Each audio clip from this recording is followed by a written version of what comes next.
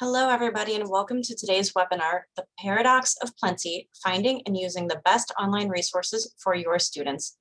Today's webinar is generally sponsored by our good friends at Burlington English, and our presenters today are Amber Fornaciari from Elgin Community College and Anita Kerr from Lincoln Land Community College. Please welcome them by saying hello in the chat box, and if you have any questions, please submit those in the Q&A box. I'm going to go ahead and turn it over to Amber and Anita now. Thank you so much. Hello, everyone. Going to share my screen with you here. Amber and I are glad to be with you. All right. So welcome to the Paradox of Plenty. I'm Anita Kerr. Amber and I both work with the Illinois Professional Development Network. We design and provide a PD for adult educators in the state of Illinois.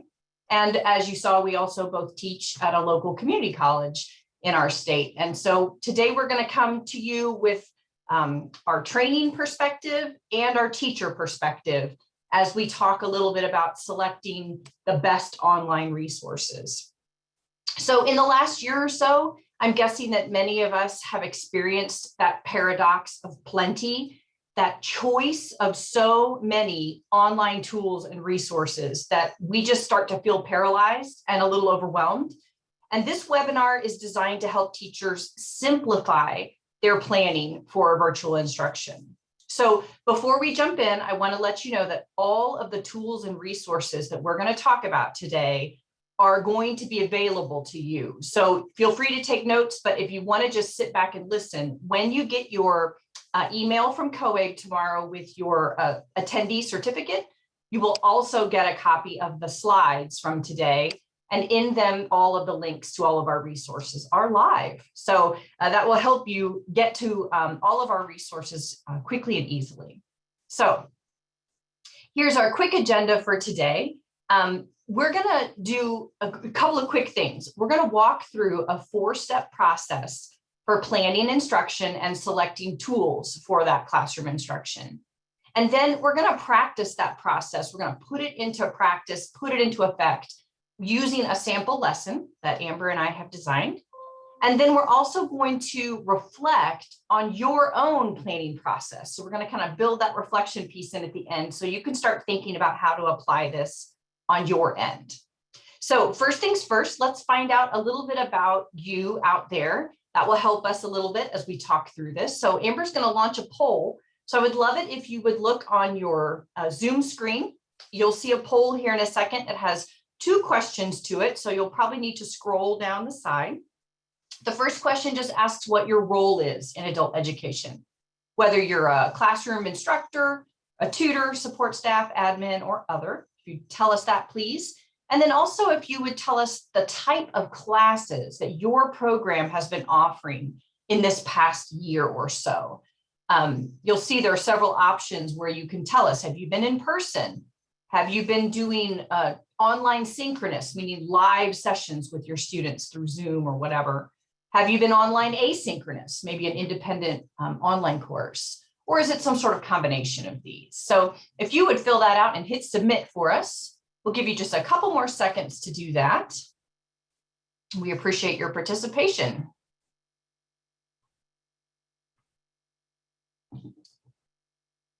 All right. And Amber, I'll let you show the results when you're ready. Oh, fantastic. Oh, great. Looks like the majority of you, a small majority of you are instructors. We have a good mix of the rest of you too, which is wonderful. And it looks like about 46% of you have been offering a combination of in-person and online, with another big chunk of you at 33% doing online synchronous, which is great. That helps us to know a little bit. Obviously, the majority of us have had to use some sort of kind of quickly put together online instruction. Then hopefully over the year, you have been developing good practices around that online instruction as you've had more practice. Great, excellent.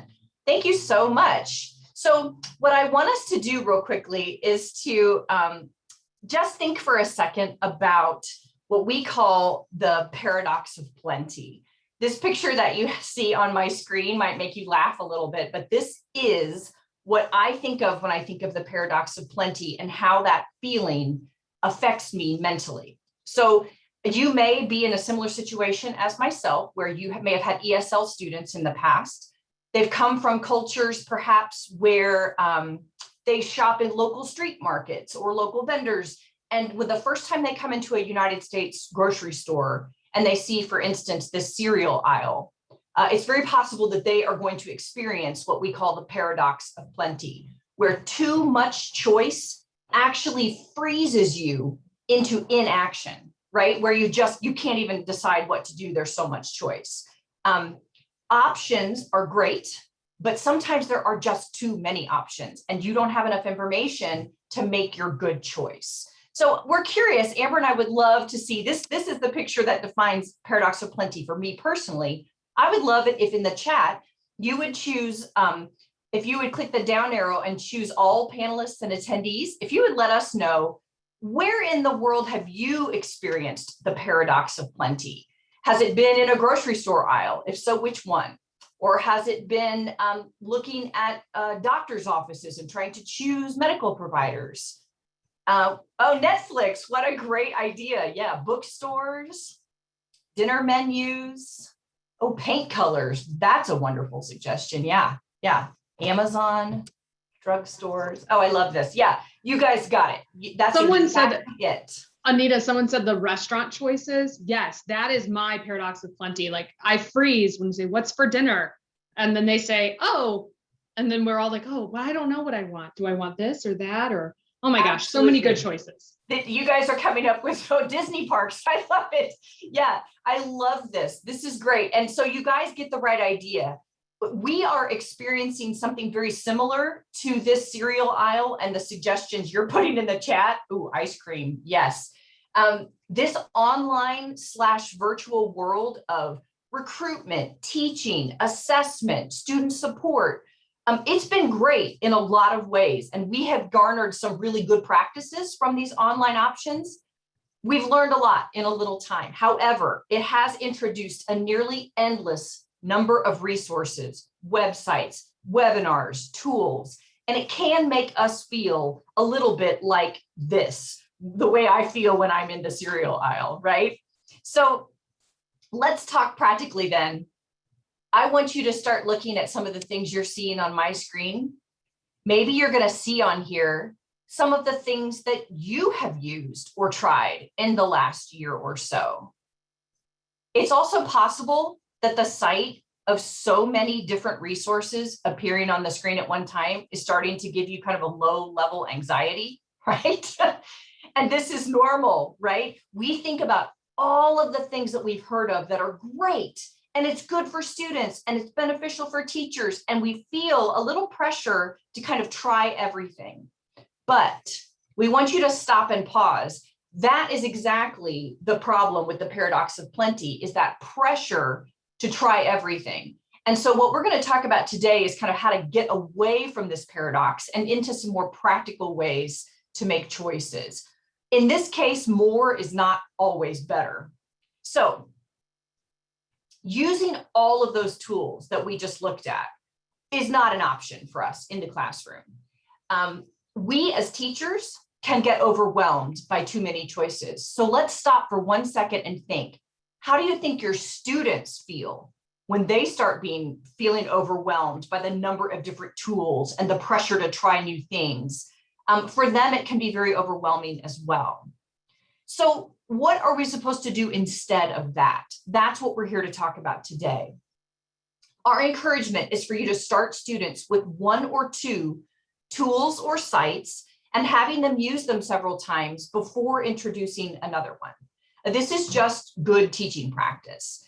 If you throw a lot at your students, including maybe your learning management system that they're learning to navigate, students may find themselves spending valuable time actually just trying to learn and manipulate the tool itself, instead of actually producing work that demonstrates their knowledge and helps meet our standards, right? So as a rule of thumb, we want to encourage you to stick to 2 or 3 resources, sites, or tools at a time and get everybody comfortable with that, including you. And then you can introduce something else after we've reached that comfort level, right? I want to make a statement here that is really important. So I want you to hear this. We might even repeat it at some point today. Our job is to analyze whether or not a tool or a resource does what we need it to do for our instructional purposes. So if you consider a specific lesson or activity or student learning outcome, then it's up to you to determine which tool will do what you need it to do for yourself and for your students. So keep that in mind. Tools are great, resources are great, but we recognize that there has to be some sort of intentional selection process. And that's what we're going to encourage us to do today. So we're going to outline the 4-step process very briefly, discussing each of the steps, and then we're going to apply it to a very specific lesson plan so you can see the process in action. Along the way, I'm going to encourage you, and Amber's going to be encouraging you to listen and look with a filter of what you do in your classroom. And if what we're showing on the screen is not an exact fit for what you need, modify it, right? Be flexible in learning what you can today, taking away what you can, thinking of how it could be adapted to work best for you, okay? We have such different experiences. You saw from the poll results at the beginning, we're all different. We have different experiences, different students, different purposes in our classroom. So it makes sense that we would need to take in information in a big session like this and filter it through the lens of what you need personally. So let's jump in with that in mind. So our 4-step process begins very obviously with step 1, what do you already have? Okay, so think textbooks, think online curriculum that your students are using. These would be your core materials, right? Also think maybe of your go-to supplemental resources, maybe a website that you use often. And then once you figure out kind of what I already have for this lesson, you need to consider what you still need to teach that lesson. If your core materials, say, are providing the text and the writing activity, maybe you still need to fill the gap for speaking and listening standards, or possibly a culminating assignment. Or maybe you need to integrate workplace readiness skills, but your published text doesn't provide that. So thinking about the gaps, what is missing that you need to fill? All right, so that's step 1. Step 2, we get a little more complicated here, right? How should you present that material? This is kind of a big question, right? What tools should I use to present my material? But notice the tool alone is not the only part of this question. It's not just what's my tool going to be, what's my site, my cool resource. Remember, it's paired with how should you present it? In other words, we don't want to think about the online tools and resources in isolation, but only in conjunction with your purpose. What content do you need to teach? How best can that be delivered? In other words, always put your selection of an online resource in the frame of the purpose that that resource should be serving. And we're going to talk more about that as we go. All right, so here is step 3. When thinking about selecting online resources, you also have to consider how you want students to express or demonstrate their learning. So should it be done in writing? Can it be recorded? Should it be done independently or done in groups? This line of thinking will help you also decide which tools you should be using. And last step, what form of assessment would fit best with the lesson you're designing? We have to let that drive our choice of tool or resource as well, since we definitely want the assessment to align with the standards that we're targeting in our instruction. So for instance, Quizlet and Kahoot, that sort of thing, they're wonderful tools. But ask yourself, is a multiple choice quiz the best way for me to assess the student learning for this lesson? Is a multiple choice question enough? What about the feedback needed to provide? Is you got it correct enough feedback for what I need to be providing my students right now? So there's a lot to consider. There's a lot to think about. So that's why we're asking us to kind of slow down, be reflective, and think through these 4 steps through this lens of what is your purpose. So what I would love for you to do real quickly, I love the fact that some of you are already throwing suggested resources out in the chat. I strongly encourage you to be looking at that chat. What I would love for you to do now is to look at these 4 steps and ask yourself, in the last year or so, when you've been teaching in whatever hybrid or remote format you've been teaching in, which one of these steps gives you the biggest challenge when you're planning for your lessons? Maybe you just want to identify it by the number, 1, 2, 3, or 4. Which step is giving you the biggest challenge right now as you plan? We'll give you a second to respond. And I would encourage you again to scan the chat and see what your colleagues are saying across the country here. Interesting, I see lots and lots of 3s, Amber. I'm seeing a bunch about how our students going to express. Yeah, and that is a hard one, right? Because often we get caught up in what are we going to show our students, but we also have to have them, what are they going to show us as to how they learn it, and balancing that with maybe some prescribed materials or core materials and their kind of tools, but also more anecdotal knowledge or more of a critical thinking kind of deeper lens that we want our students to be looking at. Yeah, I see lots of 3s and 4s for sure. Yeah, I love that too, because also it already shows that as teachers, you guys are professionals, you know what you're doing. And maybe steps 1 and 2, you feel pretty comfortable, but it acknowledges that we're just human, right? We're still learning this. And we do tend to concentrate most easily on what I'm going to present, what I'm going to give as knowledge, that sage on the stage perspective, right? That we've heard of as teachers. And really what we should be focused on too is how do we get students to show us what they've learned, and then how do we assess that? So if those are the 2 areas that are kind of giving us the biggest fits here, that's great, because Amber's going to be covering that for us here in just a little bit and will help us to identify how we can help you a little more there.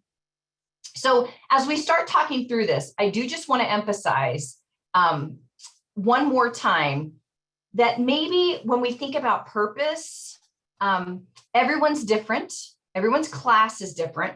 So instead of giving you like a prescribed list of these are the best online tools, these are the best resources, Amber and I would never presume to offer a suggestion like that, because we don't know you, we don't know your students, we don't know your needs. This process that we're recommending is much more reflective. It gives you an outline of how to think about your planning and your teaching. So as we walk through a sample experience of kind of starting with a basic lesson idea and working through the 4 steps, we'd encourage you to pay attention to the mental processes that we took to come to our decisions about each activity and each tool. So let's jump in. So we're going to start with step 1, and we're going to briefly do it this with a practice lesson. So my colleague Amber is a math teacher, and Anita, I'm a language teacher. So we were working together to create one solid multidisciplinary lesson that we could both use. So when we started with the first question, what do we already have? What do we still need? We actually jumped back to an even more foundational step. What standards are we going to target with this lesson? Because Amber and I are both firmly aligned in the standards camp. We don't think you can really start a lesson without this. So we started here, and we wanted to start with kind of the language of the standards. What are we going to target? What do we want our students to accomplish? And we settled on one particular standard that we wanted to make particularly the focus: identify and analyze connections in a text. Analyze how a key individual event or idea is introduced, illustrated, or elaborated. Now, we concentrate on those verbs, those action words, to find out what our students need to be able to do. That helps us answer part 3, right, of our step. How will students demonstrate what they've learned? Those verbs of the standards will give you a hint about how to have them do that. So what activity or tool or site might lend itself to help us get our students to achieve the standard? Well, number one, I know that I need a text that allows for analysis of an event or an idea or a person. Students need to have the opportunity to identify connections in the text. I have to be able to allow them to do that. And students need to have the opportunity to analyze that text. There's our other key verb, right? So even though this standard gives us really clear directions, it also leaves a lot of room for flexibility and creativity. So let's see where Amber and I went from here. So all of those standards considerations led us to this article in commonlit.org about a real world problem. It's called Tiny Plastic Big Problem, and about the threat of plastics to the ocean ecosystem. So it's a complex informational text, and it has a lot of data in it, and it's going to work really well as we try to get students to analyze and make connections in the text. So Amber and I both already have access to and use commonlit.org. So it's not a new tool. Our students were already used to it. And so we were going to use this as our main lesson component. So if you're not familiar with CommonLit, I strongly encourage you to check it out. It's a great resource among the many. But again, it happened to be one that our students already are familiar with, and that was important to us. So that's the what I have part. I have a CommonLit article. It has 10 assessment questions or comprehension questions already built in, and it has a few discussion questions that you can use as class discussion starters.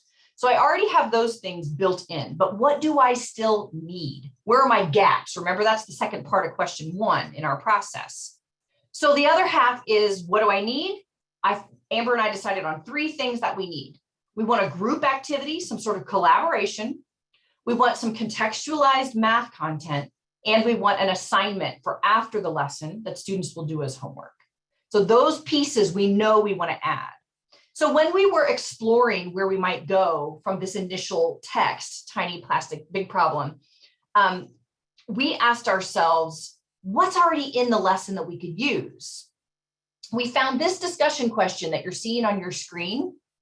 What are some potential solutions you could foresee for solving this plastics problem? And what can you do to reduce plastic waste? That question prompted the idea for a personal/global framing of this lesson. And that helps us to make connections within the text, right? Which was our goal. So all of the still need parts that we've listed here on the left are going to branch off of this idea that people can take practical steps to reduce plastic waste in the oceans. So of the 4 steps in our process so far, we felt that step 2 is where it helps to be really intentional and focus on the goal of the lesson. So you could choose to present materials in dozens of different ways: direct instruction, independent reading, show a video, do a group project, right? On and on. But as we've discussed, there are literally hundreds of tools and sites that you could use to help you present all that material. So here's the chance for you to narrow it down, step 2. And you want to be careful with the criteria that you use to do that narrowing process. So remember, our job is to analyze, does this tool or resource do what I need it to do for my current lesson's purpose? And if you start by considering a specific lesson or student learning outcome like we've done, then I have to use that to determine the tool, whether it's going to do what I need it to do for myself and my students. So in our example lesson, what did we decide? Well, Common Lit has tons of features that accomplish a lot of what we wanted to do in our lesson. It is free. You don't have to pay anything to use it. It's a great resource. And again, remember, our students know it. Very user-friendly. So first things first, I'm going to have students read the article and answer those 10 assessment questions in Common Lit before the class session. Now remember, then during our live session, when we meet later, we could do things like cover unfamiliar vocabulary, which Common Lit marks for us with these teal colored blocks that you see numbered throughout the text. And there are definitions at the bottom. So maybe we want to do that. Maybe we want to talk about some of the assessment questions and go over the ones that the group tended to get wrong, right? We're going to do that. And then we're going to move on to those discussion questions, which are included already here in the Common Lit platform. And remember, one of those questions was about personal steps to take regarding the problem of plastic in the ocean. And that's going to help us frame the discussion and jump us to the next component, which, if you'll remember, that was the group activity, right? So the group activity, that collaborative piece, is going to take place in breakout rooms, and our students are going to work collaboratively in a Google Doc. They're going to work to analyze and make connections. Remember our standard. When we ask what kind of tool might help them do this best, Amber and I thought about Google Docs, and instead of giving them a blank document, we wanted to provide a little more structure. So we prepared a graphic organizer within Google Docs that they would work from. So remember, as each of your groups goes into their breakouts, you can create a forced copy setting so that as each group opens the link that you've put in the Zoom chat, it forces a new copy. And then they will be working in one, and the other group will be working in another, and they won't be typing on top of each other. I want to show you what this looks like within. Here it is, so that you can see it. Here's just a quick example of the Tiny Plastic Big Problem graphic organizer. So we didn't create this whole hog. We borrowed it. As you can see, we adapted it down here on the left from Eric Kurtz. He has a great website called controlaltachieve.com, and we borrowed and adapted from him. And I want you to notice one important thing here that we did is that we put the directions or the instructions for the activity directly on the graphic organizer. So just a little hint, remember, as you're teaching, what you've said in the whole group room or what you had on your slide, once they go into the breakout room, they might have lost it, right? So we put the instructions right there, tell them exactly what to do. And here they're going to put on the interior green circle at least 3 steps that an individual person can take to reduce plastic waste. What could they do and why would it help? And then in each of the yellow circles, they'll talk about either a national, community, or global level activity that could be done. So you see how that we're asking them to make connections with the text, just like we had said we would, right? So we wanted to show you this as our first example of the what are we missing. Common Lit did not provide us with a collaborative group activity. We had to use that discussion question, branch off and make our own collaborative activity in this Google Doc breakout room idea. And it didn't take long. We pulled this together in a little bit of time. And that led us on to our next piece. I'm going to turn it over to Amber, and she's going to start telling you about the next component, which was our contextualized math component. So Amber, or my math specialist friend, I'm going to let you take over with the math. All right. Welcome, everyone. I'm so excited. I love and I'm intimidated to always follow up my colleague Anita because she always speaks so eloquently. So I hope I can do this justice. But she and I love to work together on things like this. And when she brought this Tiny Plastics Big Problem article to me, I thought, okay, what is in this article that my students might already have familiarity with as far as math goes? Because in a lot of cases, especially in Anita's classroom, she is trying to teach to a wide variety of levels in her own class. And that might be like you, right? Where there are many levels in your classroom and you are trying to kind of accommodate them all. And so Anita didn't mention this, but I believe the big tiny plastics, big problem article is at about an NRS level 4, or maybe she did when she said the standards. And so with that said, I thought, well, I want to make sure that I'm picking math content that is about middle of the road, right?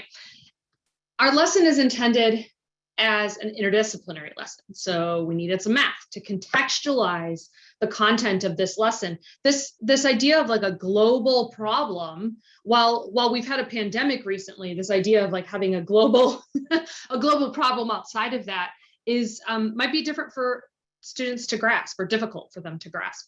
We noticed in the Common Lit article that there was data that lended itself to a discussion of proportional relationships. So I designed a short student math task with 6 questions that includes some of those skills.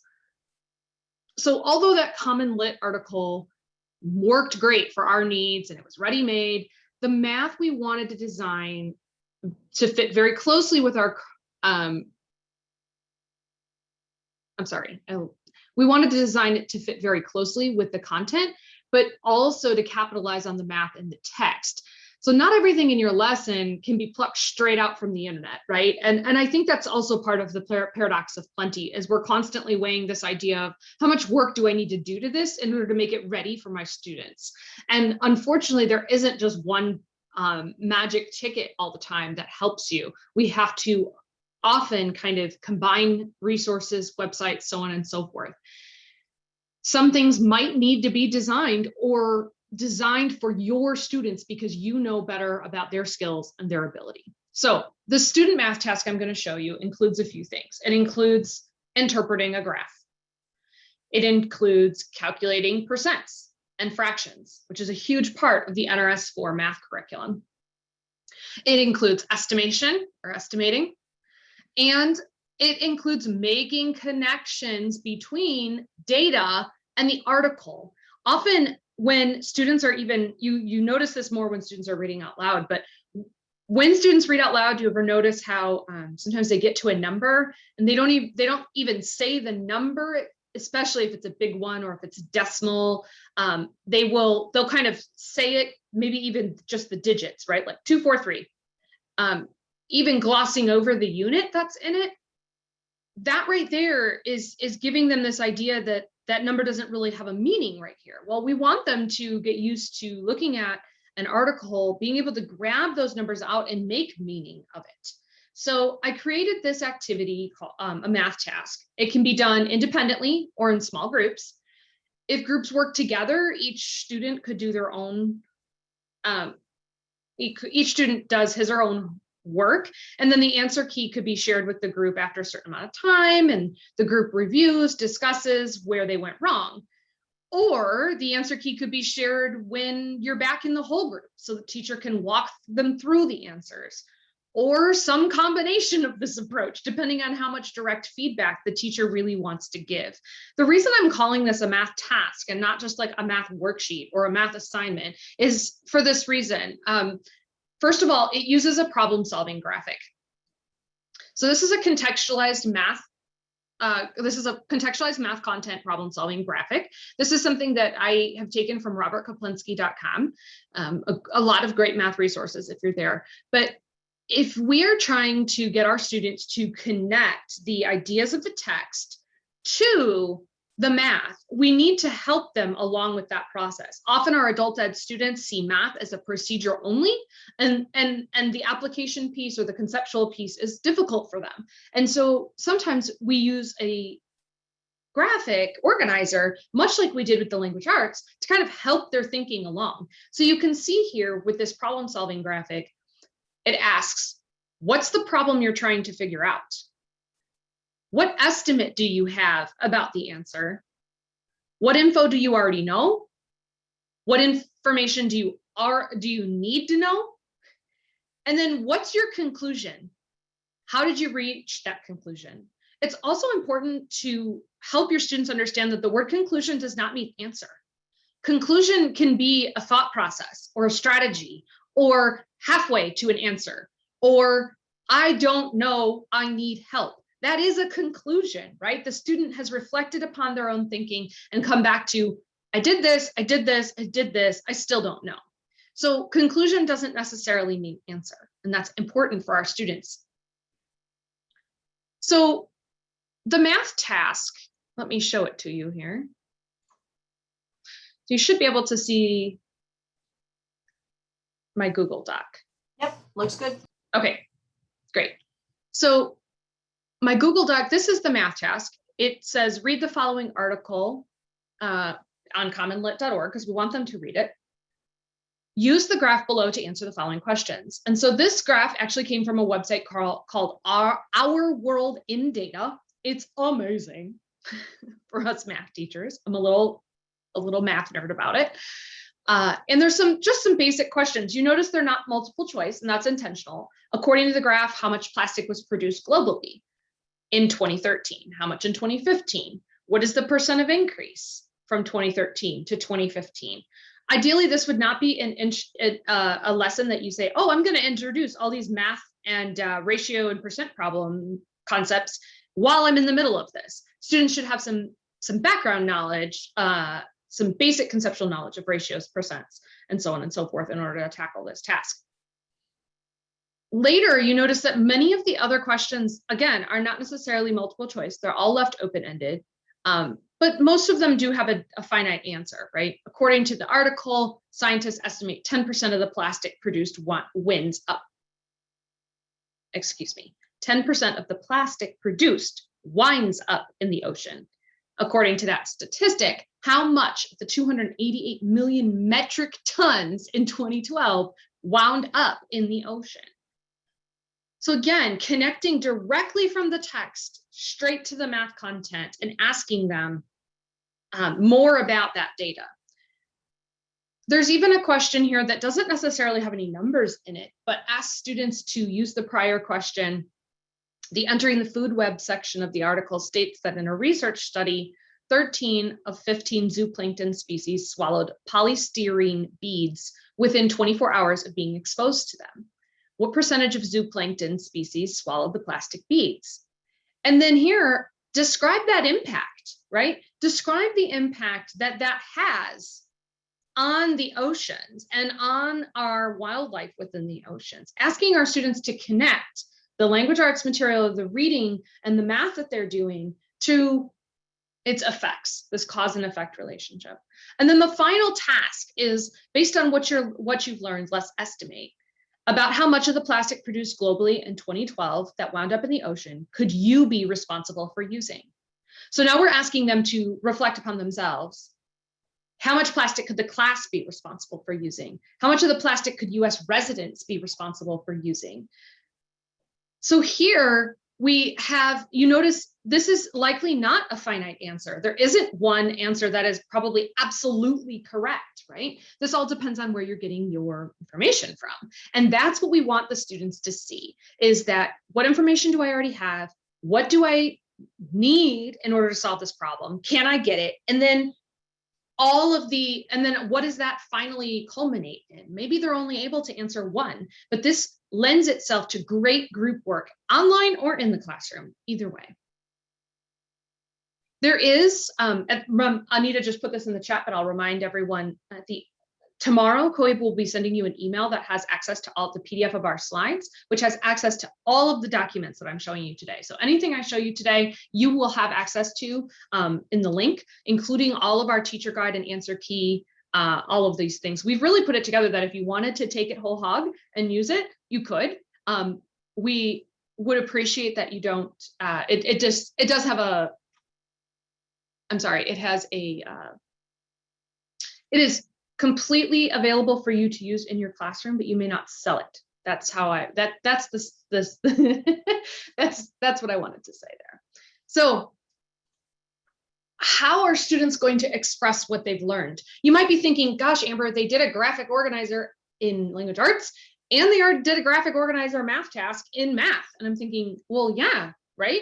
Those are kind of the pieces or the process that walk them up to this learning of how do tiny plastics affect the ocean. And so how will students express what they've learned? The homework assignment that we decided to go with is to create an infographic for the public. That math task lends itself. Remember, we asked them in the math task to how much plastic could this class be responsible for? How much of the plastic could US residents be responsible for using? Though those questions, if students are able to come to some sort of conclusion with a piece of data, could very easily be transformed into this wonderful infographic. Now, we told you that our students were familiar with commonlit.org, and many of, and they're somewhat familiar with Google Docs. So using those graphic organizers was maybe something I would have to help a little bit with, but not necessarily something I would have to teach my students how to do, right? Now, there's a lot of options for creating an infographic. For many people for many of our students, they see infographics all the time. They see them in social media. They see them on Instagram, they see them on TikTok, they see them all over the place. They see them on billboards even, or at the bus stop. I've noticed I live near the city of Chicago, with about an hour away. And whenever I go downtown, you see all these infographics like on the edge of the bus stop, as well as the movie previews, right? So create an infographic for the public. If a student isn't comfortable using the technology, they could draw it, right? They could just draw it out. How would it look? This also gives them an opportunity to choose how they want to represent the information that they've learned and what they have learned from this entire activity. So the goal of the infographic was to inform people of the ways to reduce plastics in the ocean. Information: consider the data that you read, the cause and effect relationship, the math task, and the possible solutions.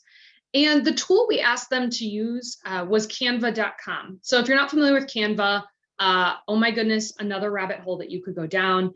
But Canva is a phenomenal resource for graphic design, but it's super user-friendly. Think the Google for graphic design, if you will. It makes it very point and click, and they have many, many templates, and there is a portion of it that is free. And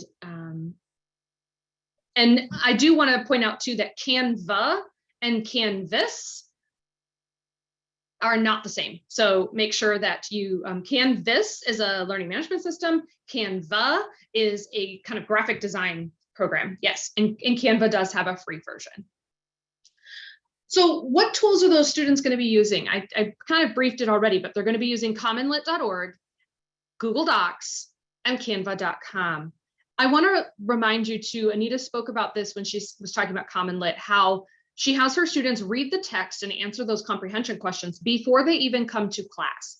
We recognize that not all of our students do everything we ask them to do, but the idea is that our students come to the class ready to work in the groups, right? Ready to work on those graphic organizers and really make those connections with each other, as opposed to spending 30 minutes reading this really intense, reading this text and answering questions in silence online. Because if anyone else has had that experience, but like waiting for somebody to do something for 30 minutes online seems agonizing to me.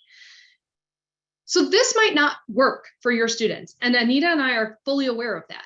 This happens to be things that our students were somewhat familiar with and we could build off of, and we encourage you to do the same thing. To the question in the chat from Shannon, ADA compliance for Canva. Some of Canva has gotten a lot of updates recently, and there are many things that I would consider to be ADA compliant now. If you're looking for something specific, I don't know if I could answer that question, but there are many things within Canva that offer kind of that different accessibility. So the biggest tip I have for you over myself teaching for the last year is, if you are choosing a tool or a resource that's new for students, give them a quick way to practice it before using it to express their learning. Okay, so meaning, for instance, I recently in my math class over the spring semester, I was having my students use Jamboard. If you're not familiar with Jamboard, it's kind of like a whiteboard. If we were annotating in Zoom, it would be kind of similar, where students can write on the screen. You can copy and paste images, you can put sticky notes up, you can even copy and paste graphics and all kinds of things on Jamboard. It's a really cool resource. If you don't know about it, it's worth looking at for a few minutes to decide if it's best for you and your students. Before I asked my students to, okay, show me your steps for this math problem, I gave them as a warm-up a very simple activity of, here are some pictures of how to do this. Can you write your name on this Jamboard, which is basically a white screen? And that allowed my students to play along. It allowed them to kind of play, oh, let me like change the color. Because then someone student would say, oh, I'm done. I'm like, well, can you change the color of your text? Can you figure out how to do that? This allows them kind of that no pressure idea or no pressure feeling about using a new resource before they have to show their learning. For instance, if I ask students to use Canva for the first time and said, okay, you have 20 minutes to use this brand new resource and put all the information you found out about it right here in it. That's an insurmountable task, right? For our students, if they've never used it before. Whereas if I had maybe used it as a warm-up for my students, that's how I generally do those things. Then I would allow my student, I would have my students, maybe create something with their picture on it, and their name. So before I had them express their learning using that tool.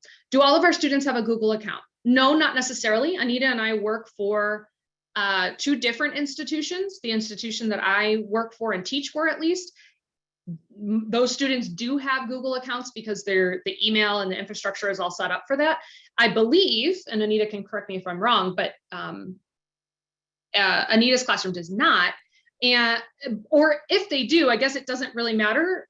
Because you can do many things on Google without students having to log in necessarily, meaning they don't necessarily need a Google account to access docs and things. So there's kind of some other parameters about that, but if you're curious, put a question and answer in the box. I'd be happy to answer it at the end. So that's my biggest tip. Let the students do something that's low pressure before they have to express their learning using that tool. So now we've kind of said, okay, how are students going to express their learning? What tool? But now, how are you going to assess that student work and give feedback? Does the online tool you chose allow for the teacher to provide feedback to the student? Or is feedback going to be provided through some sort of learning management system or another way? Typically, you'll want to establish patterns with your students so that they can get used to how are you going to give them feedback. Pick a few methods and stick with it, especially at first. So students know, how do they see your comments? Can they monitor their own work? One thing that I found my students were really having trouble with within this learning management system we use was they didn't know how to go back and look at what they got on their quiz. And then I realized it was because I didn't actually share the feedback. I didn't click the little toggle that I needed to. So I was writing all of this feedback and they weren't seeing any of it because they didn't know how to get there. So we do have some technology things that we often need to work with our students, especially when teaching online, but also if you're in person and you're kind of using the learning management system or any website or something, how are they going to come back and see your comments? How are they going to see their grade, if you will? How are they going to see how many points they got or what they need to improve on? This is important, very important. And so rubrics are always really helpful for when giving student assignments that have a writing or presentation component, which this does, right? That infographic. Not only does it help you clarify and explain the assignment, but it lets students know what's expected and how they're going to be assessed. In this example, we created the info for the infographics assignment. There's not going to be a letter grade. Students are going to see a quality rating at the top, the 3 categories on which they're going to be assessed, and what the teacher is looking for. So feedback could be as simple as a copy of this rubric with the appropriate rating circled. It could be a written paragraph. It could be a recording of your voice commenting about it. There's lots of options. It could even be a screenshot with the circles that you send through Remind as a text message. There's lots of options for feedback, but it is crucial that you are giving feedback. Another option, depending on how interactive your class is and how tech savvy they are, students could present those infographics on another tool like Flipgrid, or they could make a video with it, or now we're getting into extension types of activities, right? But there's a lot of different ways that you could ask students and to do an assignment, and then give feedback on it. And we want you to know that you don't have to be limited to the learning management system you have. But we do want you to also recognize that students get used to the way you give feedback. So you should kind of establish those patterns early on and then continue them throughout the entire time you have them. Remember, when determining how to assess, you should go back to those targeted standards Anita showed you earlier, right? Let them guide the creation of assessment and feedback. So for the example, we're giving 10 comprehension questions. Common Lit auto grades numbers 1 through 8, and then you grade 9 through 10, which are short answer. The Google Doc activity in breakout rooms, you can pop in and out of rooms to assess understanding or correct misunderstanding. You can review the final doc from each group after the class. The student math task has 6 questions to grade. This could be done in small groups, or it could be done as a whole group. You could even give the answer key to students so that they can see if they're on the same right track. And then the infographic, sorry, my clicks are behind my speaking here. But the infographic could be assessed against that rubric we showed you. So other methods of feedback in this lesson include the answer key and the whole group debrief and discussion after the group work activities. This allows for that formative assessment that we're always looking for as teachers.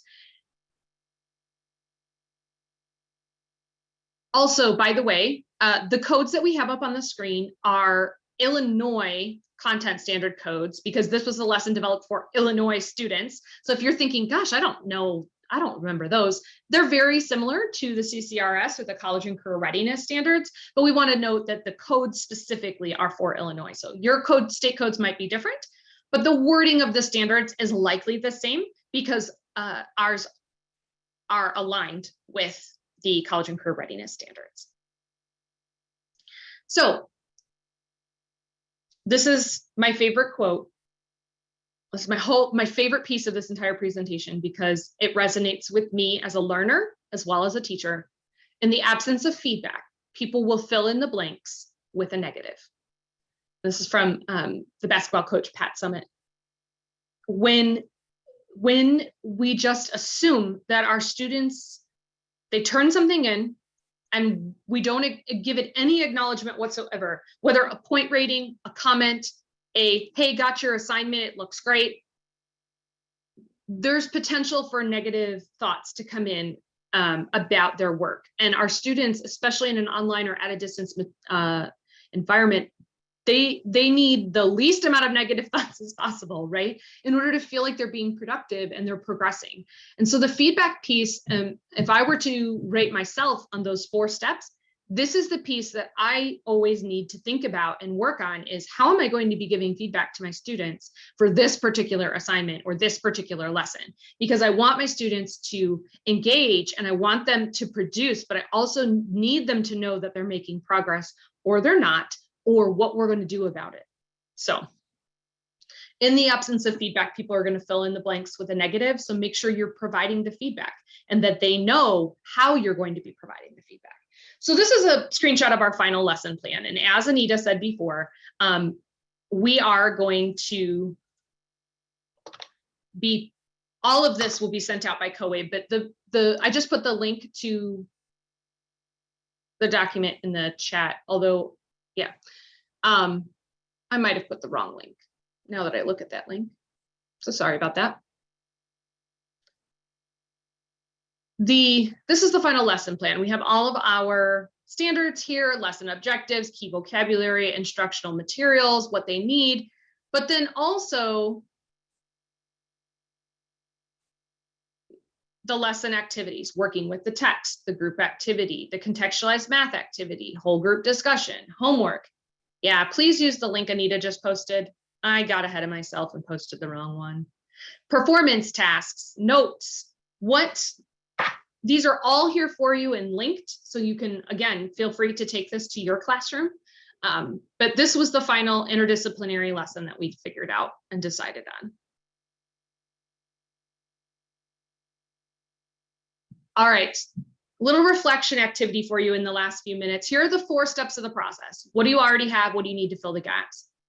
How are you going to present that material? What tool or site will you use?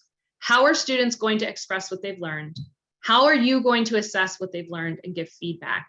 So I want you to take a second and genuinely take a second. If you need to put pen to paper, do that. Grab a sticky note or a napkin and put a pen to paper. What practical step could you take that would make this process easier? Think about, at the beginning, we asked you to identify which one of these steps do you find that you struggle with the most. So what practical step could you take to make this process easier? And if you want to share it in the chat, you are welcome to do that. If you'd like to keep your reflection right there on paper in front of you to remind you, you can do that too. I'm going to give you a few seconds.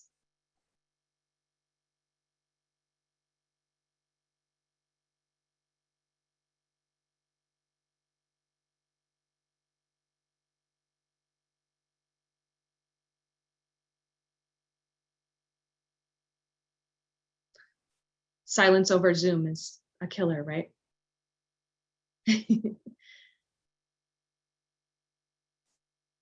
So I don't see anybody's reflection in the chat yet, and that's okay. If you have one and you want to share it, please do.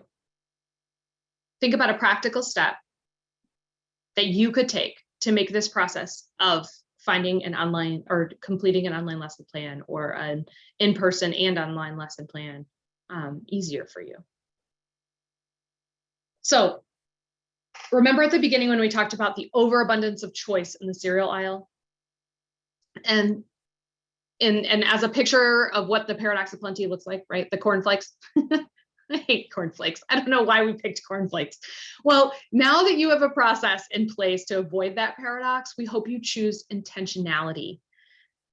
We want you to choose intentionally the tools and the resources you're going to use and then teach with confidence. If you've settled on one tool to introduce your students for a week, then embrace that tool and go with it. Choose intention, teach with confidence. And yes, Melissa, keep the standards at the center of everything. So these are all of the resources. Again, a PDF of this slideshow will go out tomorrow from CoAbe for you that has all of the links to all of the documents that we created, but also the content that we created and the PDF of the slides. So if you'd like to share that or use it, feel free. We'd love to hear from you if you have any questions or want to talk more. We're so excited to talk with others, other practitioners, other math teachers, other language arts teachers, administrators, whomever. We'd love to hear from you. And I believe we're going to have a quick word from Robert before we go. So thank you all for this presentation, and I'll let Robert do his ending speech here.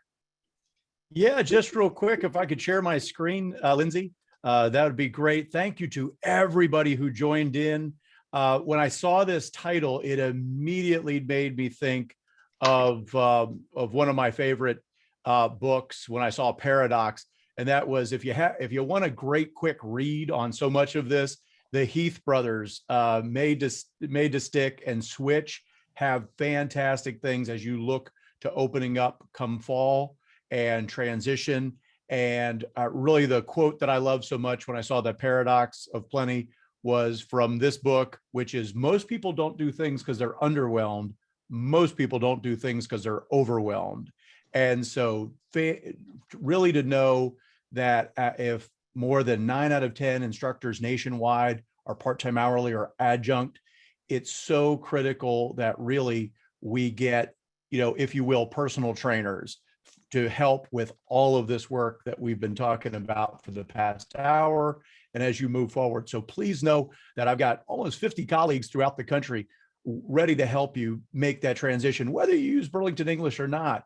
We'd love to connect with you to take everything that worked so well for us pre-COVID, and then all those actually bright spots, some of those bright spots that actually happened last year and the beginning of this year, and let's make a better adult ESL And particularly if you are looking, regardless of whether you're going to be, whether you're still going to be online or offer online, just know that the same projectable lessons that you're going to use if you're teaching from your dining room table on a laptop, to a class through Zoom or what have you, that's the exact same projectable lesson that you would use if you're back on site, or if you're pivoting in a hybrid situation between the two. You actually have an easy, seamless blend to also what learners are going to be doing with their independent, their self-directed work. So just know that, again, if you're looking for something that is really ready-made, so that we as teachers spend less time kind of cobbling together and gluing things together, and take that great energy and use it for instruction. And particularly if you're looking for an emphasis of, whether it's WIOA, whether, CCRS and, ELPS, like the ladies talked about, all of the assessment, and also making sure that you've got plenty of content to put out there. And again, all 4 skills plus grammar, covering all levels. Just know that, once again, everything that you're going to be using to do instruction is what your students are going to see when they're doing their asynchronous. So once again, we're here to help you put the W in WIOA. And if you happen to be in Illinois, we look forward to seeing you come September in Bloomington Normal, where you'll see these 2 great ladies do that. So once again, definitely, if you're looking for, again, I love that rabbit hole you talked about, Amber. Again, all the research that, if we're actually given more choices on a display table, we actually do less than if we actually have fewer. So if you're looking for something that's ready-made, ready to, cover all of these things, and once again, on any device. And then lastly, to have the support to really pull all of this together, as once again, we do this back to school in a 2.0 environment. Just know all of our complimentary training is here for you. And I'm only one of many. So with that, I want to thank Amber and Anita. They know that I'm huge fans of all of their work. If you haven't, if you Google the different professional development entities there in Illinois, you'll see a lot of their work. It'd be worth your search. So with that, I'll turn it back over to Lindsay and Coabe and Anita and Amber. And thanks for everybody for joining in. Thank you so much, Robert. And thank you, Amber and Anita, for your wonderful presentation today.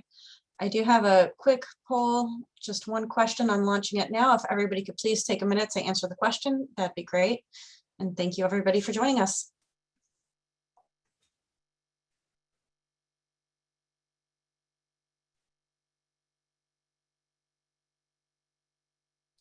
Great job, Amber. Great job, Anita. Thanks, Robert. Good to see you. Thanks, everybody. Thank See you, you. everyone.